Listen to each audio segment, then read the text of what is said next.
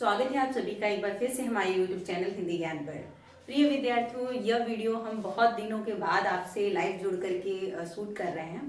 तो आइए इस वीडियो के माध्यम से हम कुछ महत्वपूर्ण सूचनाएं के बारे में जानते हैं कि आज बोर्ड की तरफ से क्या एक महत्वपूर्ण सूचना आपके लिए आई हुई है।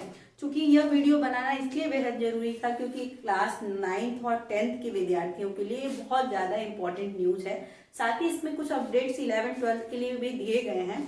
तो सारे विद्यार्थी जो भी इस वीडियो को देख रहे हैं वो जुड़े रहें ताकि आप अपने पूरे अपडेट्स जो बोर्ड की तरफ से आपको प्राप्त हुए हैं या आज न्यूज़पेपर में आ चुके हैं उसके बारे में आप आसानी से जान लें। तो क्लास 9, 10, 11, 12 के जितने भी विद्यार्थी हैं इस वीडियो को बिना स्किप किए बिना लास्ट तक देखिए और हमारे साथ बने रहिए। तो आइए, आप जानते हैं कि माध्यमिक शिक्षा परिषद ने नई बोर्ड परीक्षा नीति को जारी कर दिया है। इसके तहत अब कक्षा 9 और 10 कि जो भी परीक्षार्थी सम्मिलित होंगे परीक्षा में, देखिए पहली जो सूचना निकल कर आई है सामने कि माध्यमिक शिक्षा परिषद ने बोर्ड परीक्षा नीति जारी कर दी है, हमने आपको पहले ही बताया। और हाई स्कूल परीक्षा में 20 अंक बौद्धिक ज्ञान के भी शामिल कर लिए गए हैं। ये एक महत्वपूर्ण सूचना है कि 20 अंक जो है वो बौद्धिक ज्ञान के सम्मिलित किए गए हैं और 9th 10th के जो भी विद्यार्थी हैं उनका ये जो 20 अंक सम्मिलित किया गया है, यानी 20 अंक जो आपका सम्मिलित किया गया है, यह आपका जो 70 नंबर का लिखित परीक्षा होता था उस लिखित परीक्षा का 30% अगर आप निकालेंगे तो 21 नंबर लगभग होगा। और इस 21 नंबर को ही 20 अंक के अब बहुविकल्पीय प्रश्न आएंगे आपकी बोर्ड परीक्षाओं में।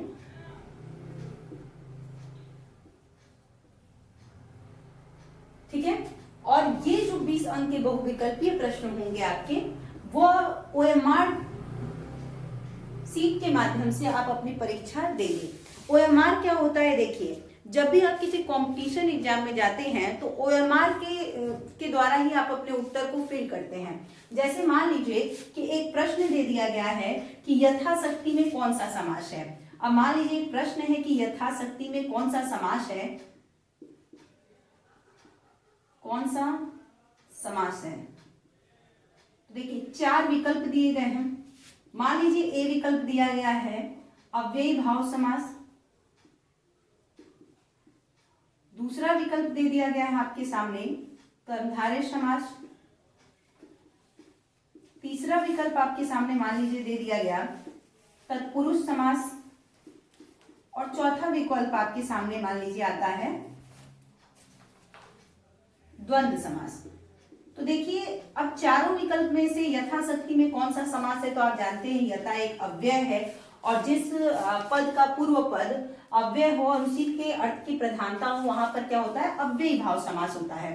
तो आप पहले क्या करते थे कि जब लिखित परीक्षाएं होती थी तो आप अपनी उत्तर पुस्तिका पे प्रश्न नंबर 1 लिख करके उत्तर लिख देते थे कि प्रश्न नंबर 1 का उत्तर ए है और अव्ययी भाव समास लिखते थे तो आपको अंक प्राप्त होता है। पर OMR के माध्यम से क्या होगा, OMR सीट से आपकी समय समय पर जो कंपटीशन एग्जाम लिए जाते हैं तो उसके आधार पर आप OMR सीट के माध्यम से ही अपनी परीक्षाएं देते हैं। अब देखिए OMR में आपको क्या भरना होगा। जैसे मान लीजिए पहला प्रश्न है, उसके लिए आपको 4 ऐसे गोले दिए गए रहेंगे जिसमें A B C D लिखा होगा। अब देखिए अगर आपको लगता है कि अव्ययी भाव समास इसका सही उत्तर है यानी ए विकल्प सही है तो ए वाले सर्कल को आप क्या करेंगे, ब्लैक करेंगे। तो इस तरह से ए वाले सर्कल को जब आप ब्लैक करेंगे तब जाकर के आपका OMR सीट फिल होगा और इसी के आधार पर आपका मूल्यांकन किया जाएगा। तो ये एक बहुत बड़ी अपडेट थी कि हाई स्कूल परीक्षा में 20 अंक बौद्धिक ज्ञान के शामिल किए गए हैं। ठीक है, और सबसे बड़ी बात यह है कि यह जो 20 अंक की परीक्षा होगी बौद्धिक ज्ञान की वो आपके OMR सीट के माध्यम से होगा, यानी OMR का प्रयोग जो है वो पहली बार किया जाएगा कक्षा 9वीं और 10वीं के विद्यार्थियों के लिए, यानी यूपी बोर्ड में एक बहुत बड़ी अपडेट है कि क्लास 9th और 10th के जितने भी विद्यार्थी हैं उनको OMR सीट के माध्यम से अपनी 20 अंक की परीक्षा को देना होगा, जो कि 70 अंक का 30% लगभग है अंक। अब देखिए बाकी आपकी एक और चीज बातें सामने आई हैं कि उत्तर पुस्तिका का प्रयोग 50 अंकों के बृहद प्रश्नों के उत्तर के लिए आपको करना होगा, यानी 70 में से 20 अंक का तो आपका ओएमआर शीट के माध्यम से आप उत्तर देंगे, बाकी 50 अंक का जो बृहत्तम प्रश्न होंगे यानी कि बहु विकल्पीय प्रश्नों का तो उत्तर आप ओएमआर के माध्यम से दे देंगे। 50 अंक का जो लिखित परीक्षा होगा वो अपनी उत्तर पुस्तिका पे जैसे आप पहले लिखते थे वैसे आप विस्तृत उत्तरीय प्रश्नों का उत्तर देंगे लिखित परीक्षा के माध्यम से। अब देखिए यानी एक आप यह कह सकते हैं कि जो 70 अंक का आपका लिखित परीक्षा होता था अब वह 2 भागों में बांट दिया गया है। पहले भाग में 20 अंक का परीक्षा लिया जाएगा और दूसरे भाग में 50 अंक का परीक्षा लिया जाएगा। 20 अंक के जो परीक्षा लिया जाएगा वो ओएमआर के माध्यम से लिया जाएगा और 50 अंक का जो परीक्षा लिया जाएगा वो आपकी उत्तर पुस्तिका जैसे आप सामान्य रूप से पहले लिखते थे उस प्रकार से आप लिखेंगे। ठीक है, तो ये एक बहुत बड़ी अपडेट थी जो हम आपको बता रहे हैं। आगे देखिए क्या कहा गया है, इसके साथ ही यह व्यवस्था अर्धवार्षिक परीक्षा से ही लागू की जाएगी।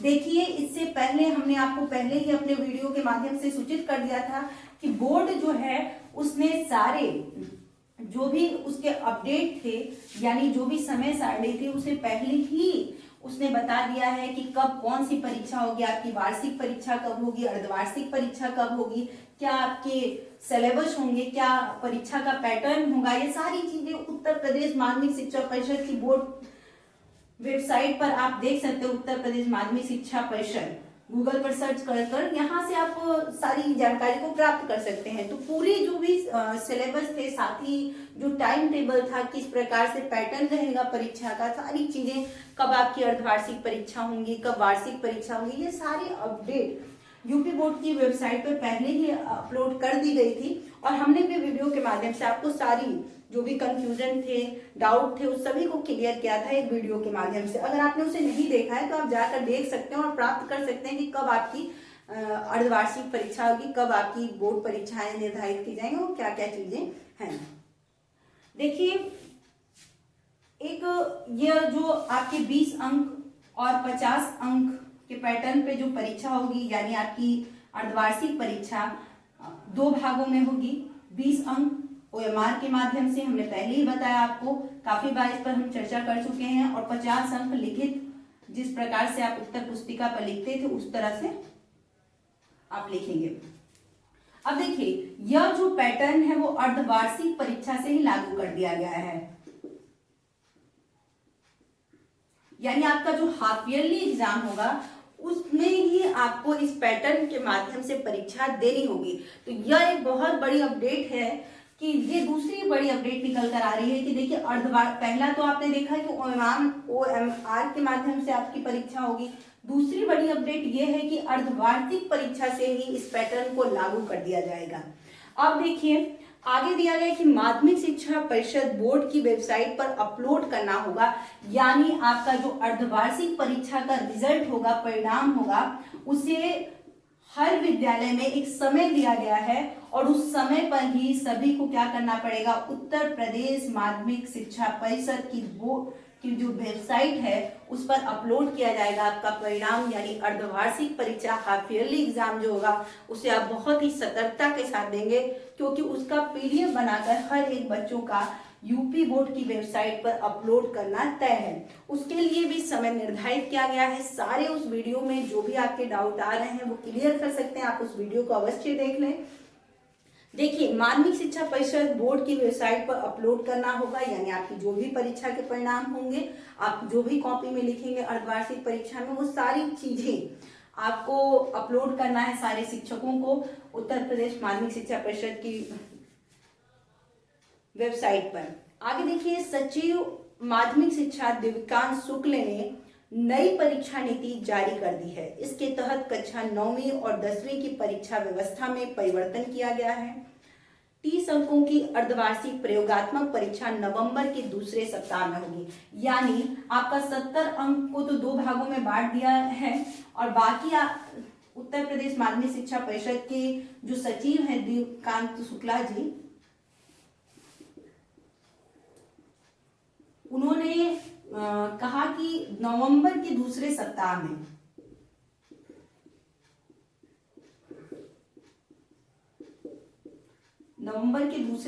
में आपका जो 30 अंक का आंतरिक मूल्यांकन होता था, मूल्यांकन या यह कह लीजिए आपकी प्रयोगात्मक परीक्षा,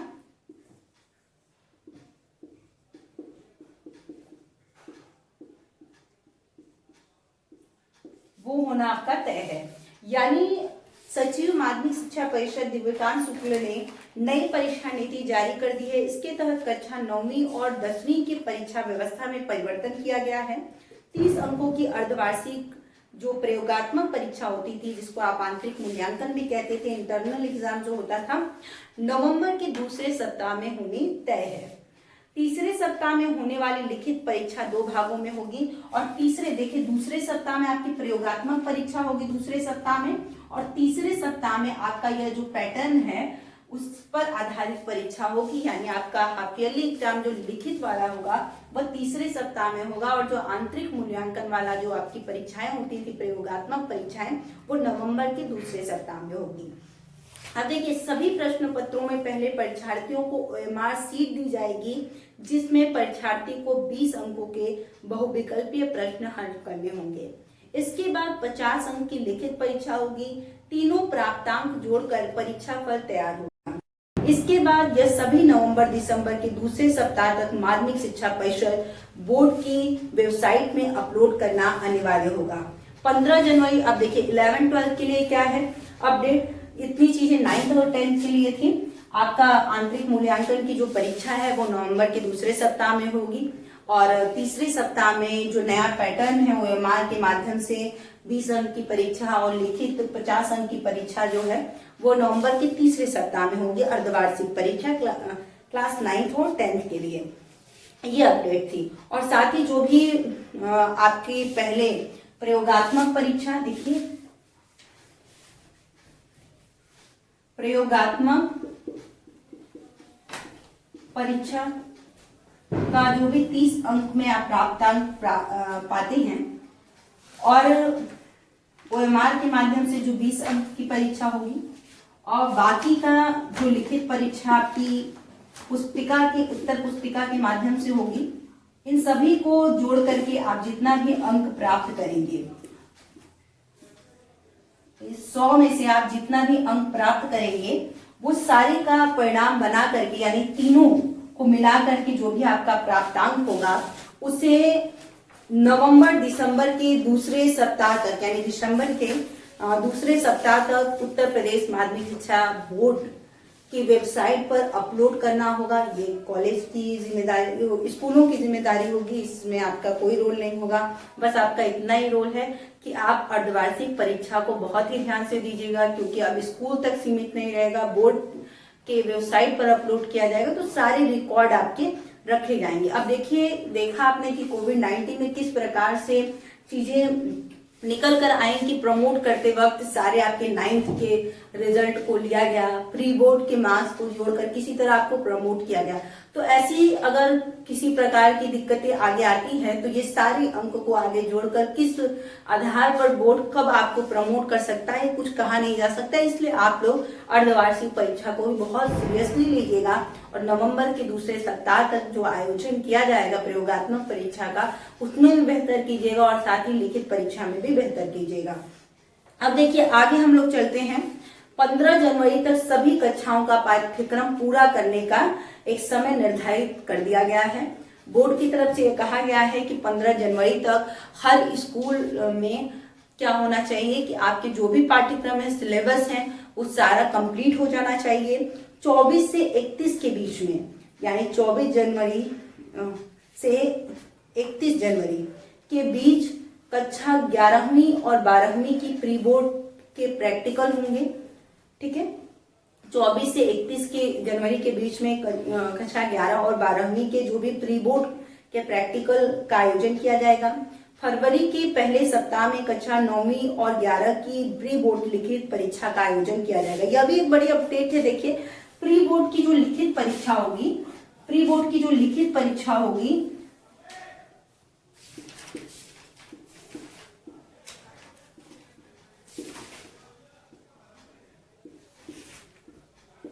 क्लास 9th और 11th उसका आयोजन जो है वह फरवरी के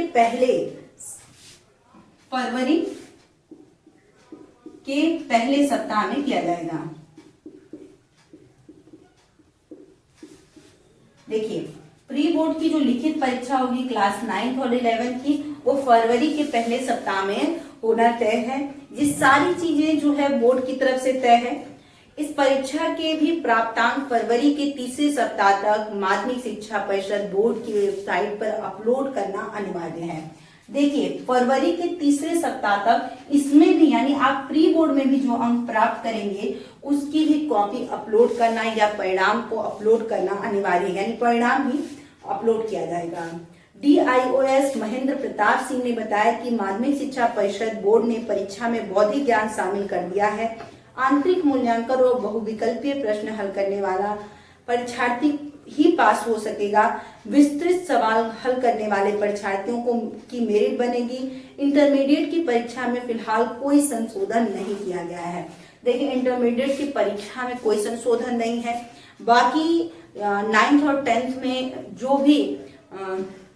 जो भी बहुविकल्पीय प्रश्न को सॉल्व करेंगे वही परीक्षार्थी पास हो सकेंगे। बाकी आप जो 50 अंक की लिखित परीक्षा देंगे इसके आधार पर मेरिट तय किया जाएगा। तो यही एक अपडेट थी। ऐसे ही कुछ अपडेट्स अगर यूपी बोर्ड के माध्यम से आती है तो हम आपको अविलंब बताने की कोशिश करेंगे। तब तक के लिए धन्यवाद। जय हिंद, महादेव, घर रहिए सुरक्षित रहिए।